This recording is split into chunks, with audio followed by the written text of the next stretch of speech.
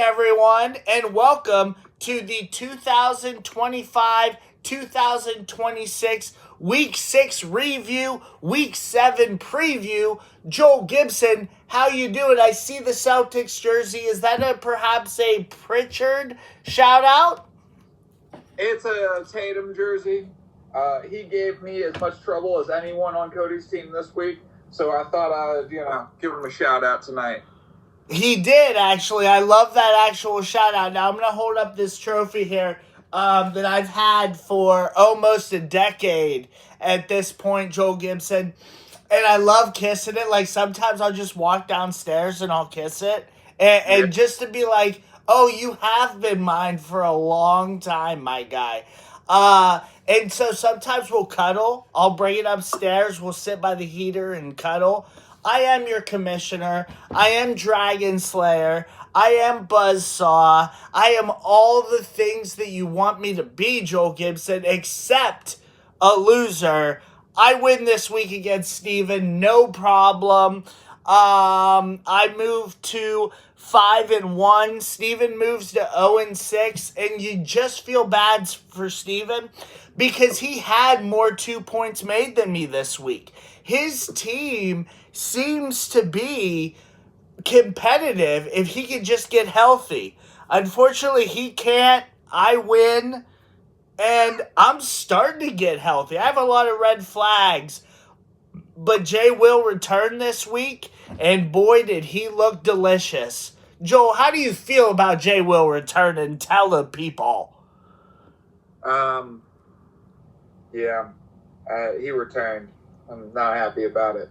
That's all I have to say about that. As for Steven, I have been wondering why he's been holding Dorian Finney-Smith all year round. Even if he were playing, I don't think the upside's that high. That's a cycle spot or a flyer on somebody with higher upside. And I feel the same way about DeAnthony Melton. I think I think both of those guys are super, super, super droppable. Yeah. I think he has a free agency budget that's out of this world. If he really wanted to piss Cody off, it would be really interesting to see him run a double cycle down the stretch and just make it into the playoffs because Cody's opening up a playoff spot and Jake's not making it. I don't know, man. I think that there is light at the end of this tunnel. If Steven can run a double cycle, that he could really piss Cody off. He could really do it. And it's not like Steven doesn't have the cap. He's got $34 worth of cap. Yep. And he's $146 worth of claim budget. Yep. And 150% sure that Steven won't listen to this. But all those are facts. All those are facts, and he doesn't have his pick. So at the end of the day, why not? Come be the 8 to play the 1. We don't know who the 1's going to be at this point. You never know. At the end of the day, you never know. Next matchup is Kyle beating CJ. CJ did waste more free agency money during this matchup, and it's also wild as we look into next week. CJ is running out of free agency money. Kyle wins this matchup, but it was close. I wonder if CJ had been cycling all week, if it would have been a little bit different.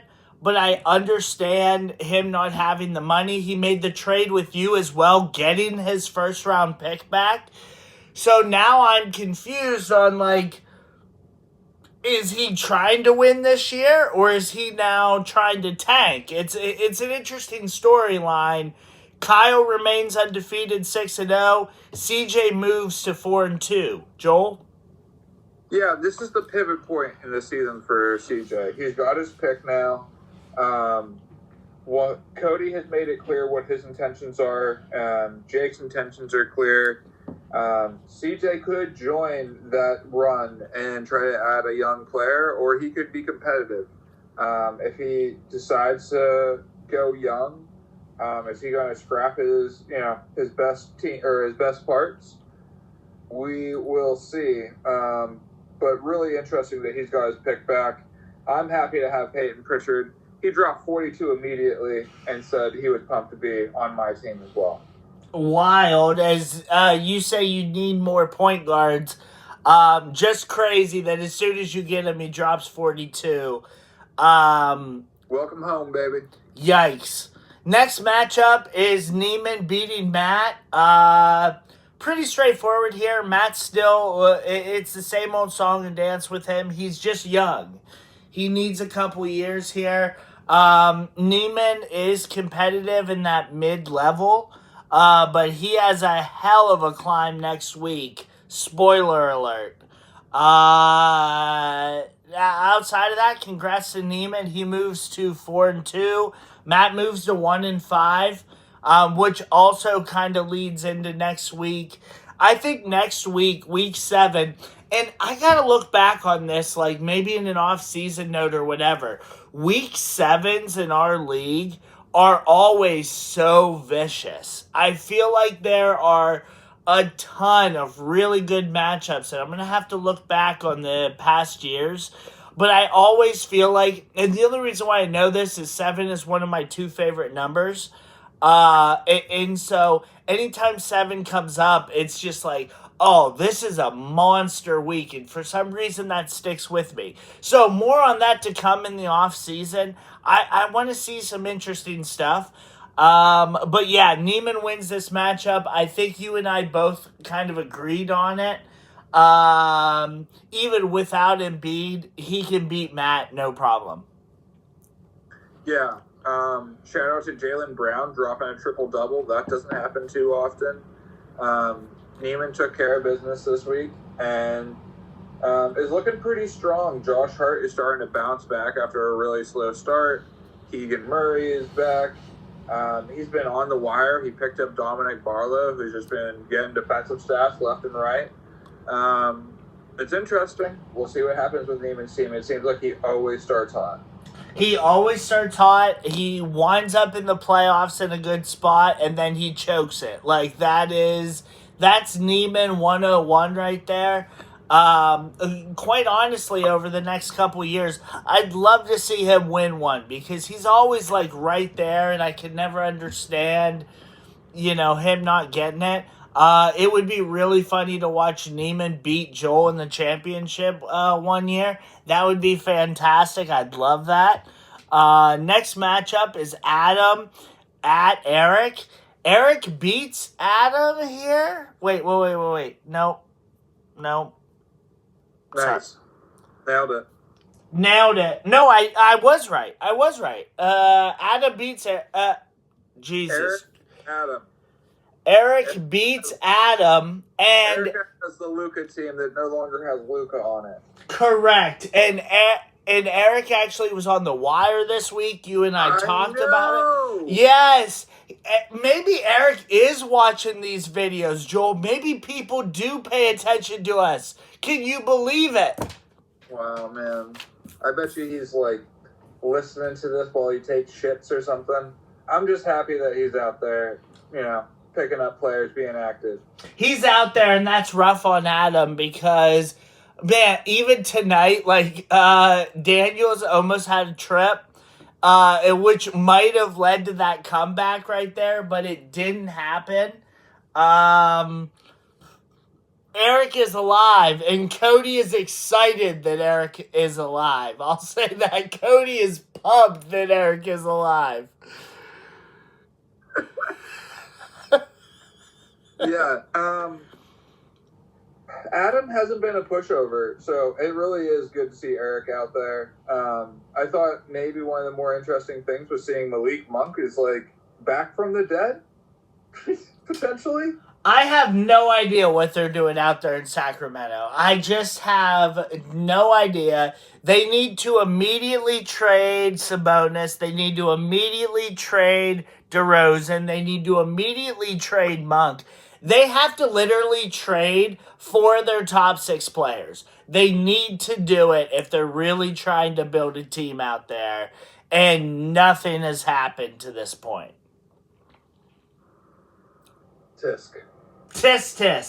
Next matchup is Joel beating Cody. Yikes. Yeah, baby. And the reason why I say yikes is Joel moves to 4-2 on the season, 66%. He couldn't beat the reigning champ, and that's fine. But he is at 66%.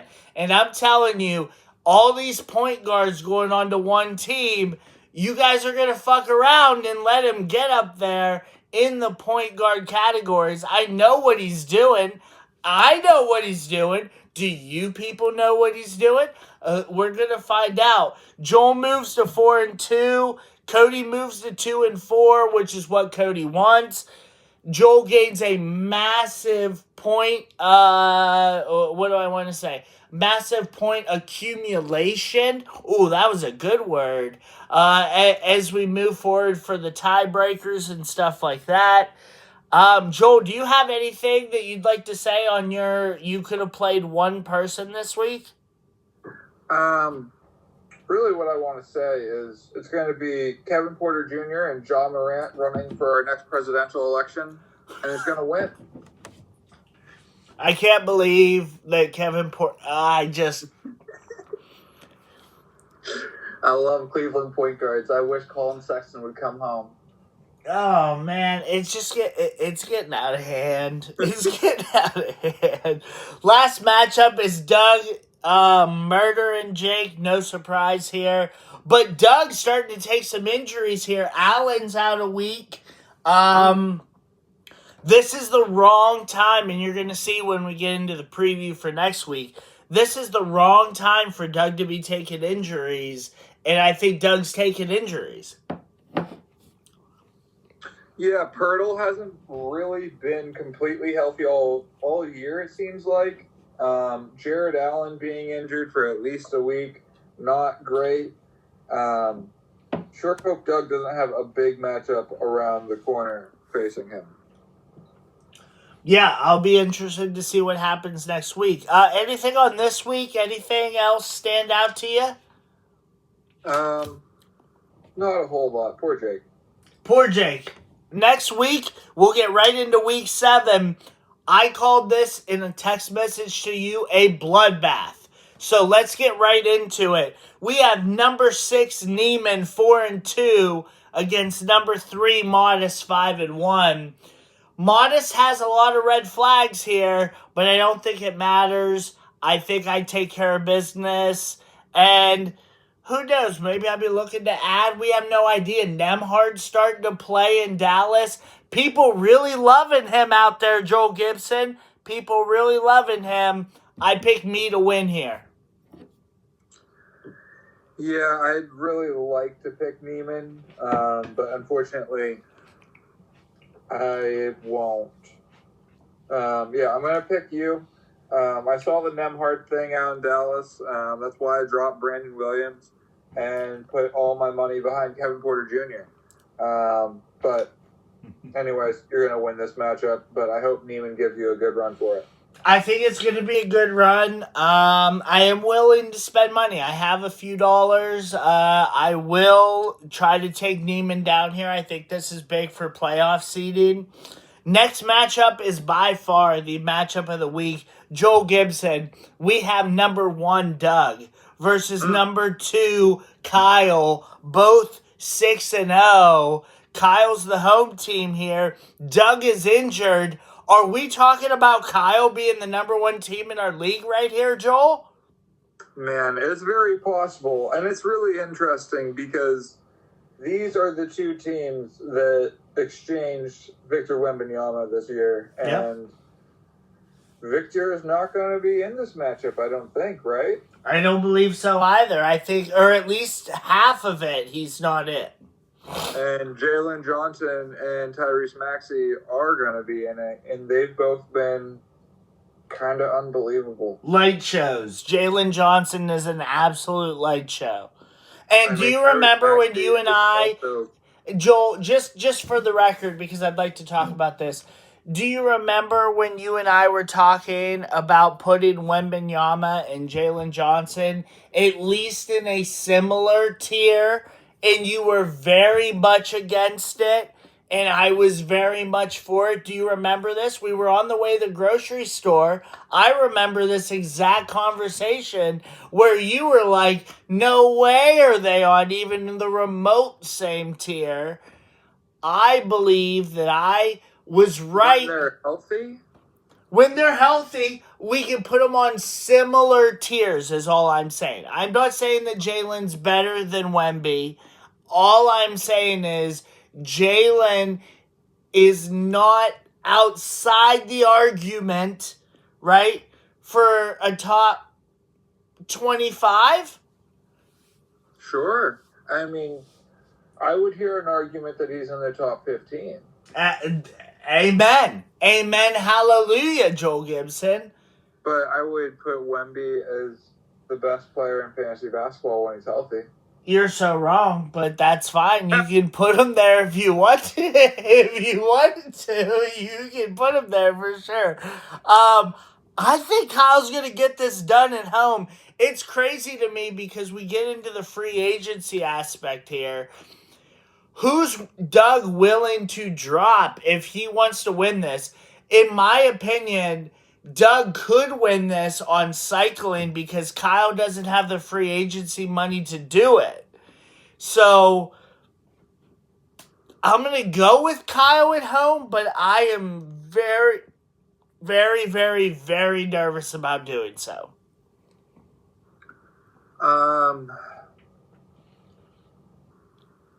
I am also going to pick Kyle, but I think this is a really different matchup if Wemby and Jared Allen are in. Is Pirtle playing this week? He just rested tonight. Doesn't sound like an injury. No injury, just standard rest in. The big guy's probably going to play next week. Yeah. I'm going to pick Kyle, but I do think that Doug has... Doug has the opportunity, and here, I'm going to continue your thought. Doug has the opportunity that if he does cycle, it'll shut Kyle down immediately because Kyle doesn't have the free agency money to do it. But Doug needs to figure out who's the bottom, who he wants to add. He has a ton of free agency dollars here. So Kyle, without the Doug cycling, if Doug decides, I think Doug could win. And I know it's kind of hedging our bets here, but Kyle has the better team if Doug's just going to sit on the sidelines. That's what I'll say. Yeah, I think that SGA guy's taking up a lot of his cap if he just needs to drop someone and, lose some things up. Just go ahead and drop him and see who doesn't drop like $50 on him. Let's just see how it goes, It's funny because I'll point this out. Doug and I and Cody and our football league is very close. And Doug and I are very close at the top. And so there's a real possibility that Doug or I could hold both Cody's league's trophy and our league's trophy in the same year. So I do want to get that narrative out there. And Doug has, like I said, a lot of free agency money. I'm just interested to see how it goes. I'm going to go with Kyle, but don't be surprised if Doug spends some money. Yeah, if Doug wants to spend the money and cycle all week, he will win. Yep. Next matchup, the bloodbath of all bloodbaths. Number 4, CJ at number 5, Joel Gibson, 4-2. And it's so funny because I said last week that I think that you two are going to be the first round matchup anyway. And here you are right now. You're the away team at 5.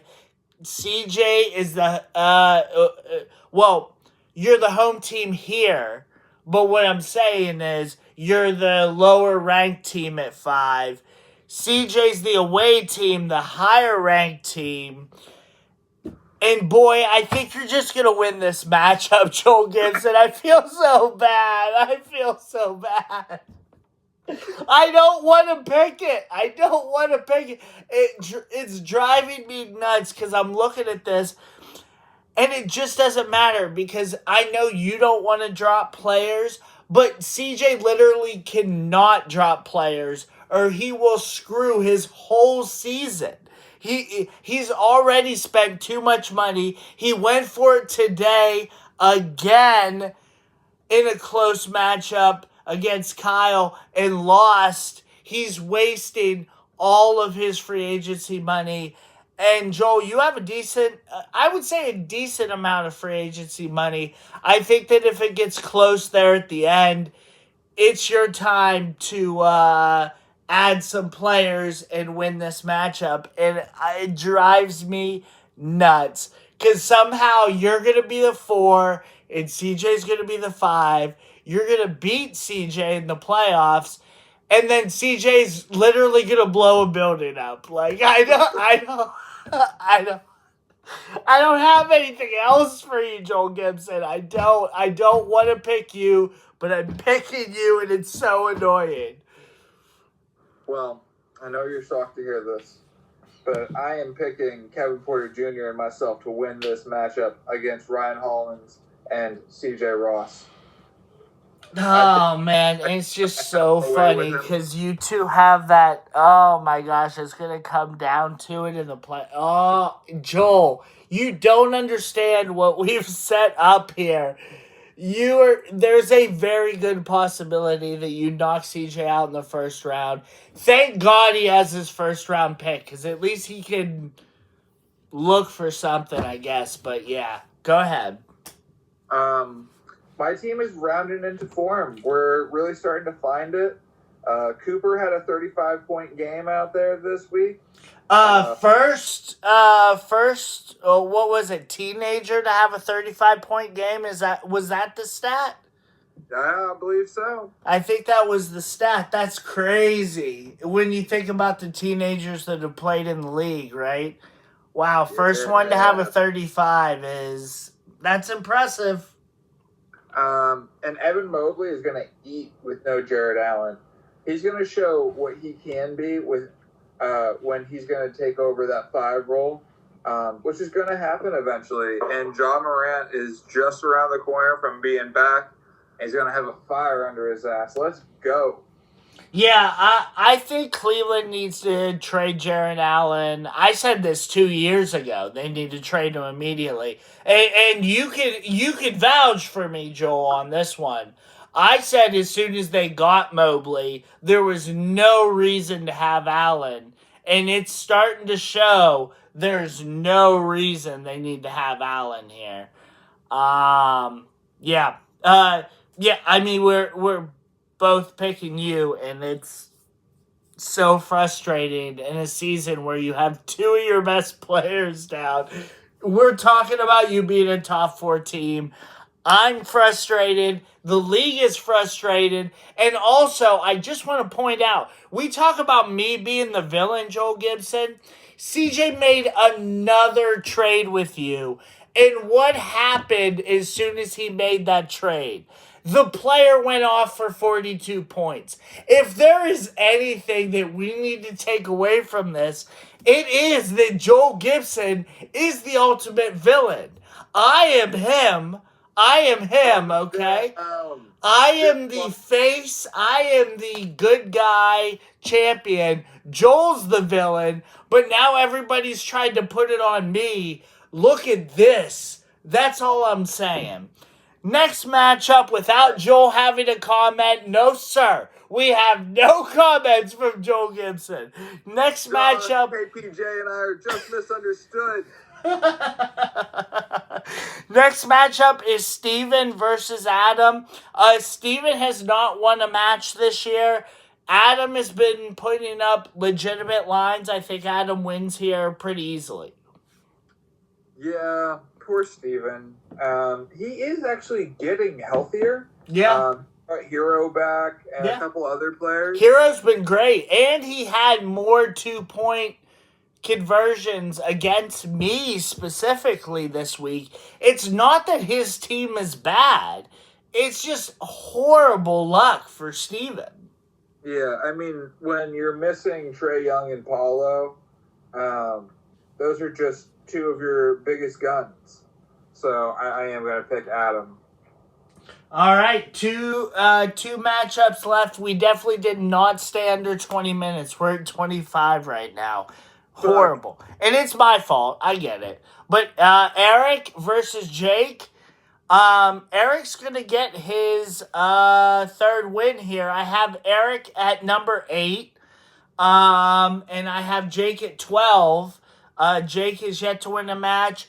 Eric's going to be a playoff team. I just hope that he's focused on building that in the future. Yeah, I mean, this is a week where Eric probably doesn't have to hit the wire to win. But I was pumped to see him out there last week. Poor Jake. This isn't the year, but he's got some young pieces that are showing some promise. Right, and then the last matchup is Cody versus Matt. This is a huge matchup only because Cody is tanking. So even if Matt doesn't play anybody, Matt's going to get this win over Cody. This matchup alone likely puts Cody in that bottom 4, which is where he wants to be anyway. It honestly, and it doesn't really matter what happens the rest of the season. This matchup right here, Matt gets the win. Matt has the win tiebreaker over Cody. It'll be very difficult to kick Cody out of that bottom 4. Yeah. Cody's going to have some big picks. Hopefully, he has some big misses in the draft.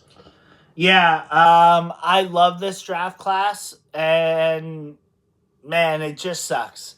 It just sucks. I would love a top 5 pick in this draft class, but I'm just too busy winning championships out here as I hold up my trophy. If you watched any of Joker's highlights this week, he's doing behind the back things that I didn't even dream of. He's popping up from like half court without trying. He literally does not give a shit about the game of basketball. And he's still the best player in the world. Like, could you imagine if this man just took one off season, was like, hey, I'm going to be able to jump higher than 6 inches off the ground. Like, it would be a real problem for everyone. It would be a real problem. He's the clear MVP. If he doesn't win the MVP, I'm telling you, when we talk about greatest of all time, I'm not even going to talk about MVPs anymore. I'm just not. He should have won last year. He should have won. If he didn't this year, he should have won this year. There is no way SGA, based on stats, based on team, everything, that he should have had the MVP last year. So if Joker does not win based on shooting over 75% from the field, like, I can't even talk to you about MVPs anymore. I can't. And honestly, if you think about this, Joel, think about that for a second, because that's going to open the gateway for me to say that LeBron is the best player of all time, because one of the things that Michael Jordan has, more MVPs than LeBron. So just think about that and what that's going to come down to. There you go. Just think about that. I won't. All right. I mean, after all that, I won't. Joker's doing unheard of things. If he doesn't win the MVP this year, the MVP is broken, and I'm done with it. I'm done with the MVP. I'm serious. All right. You heard it here first. You heard it here first, and we're still under 30 minutes, so it still counts. Anything else from you, Joel Gibson? Yeah, good luck, everybody. Good luck, everybody. We'll talk to you.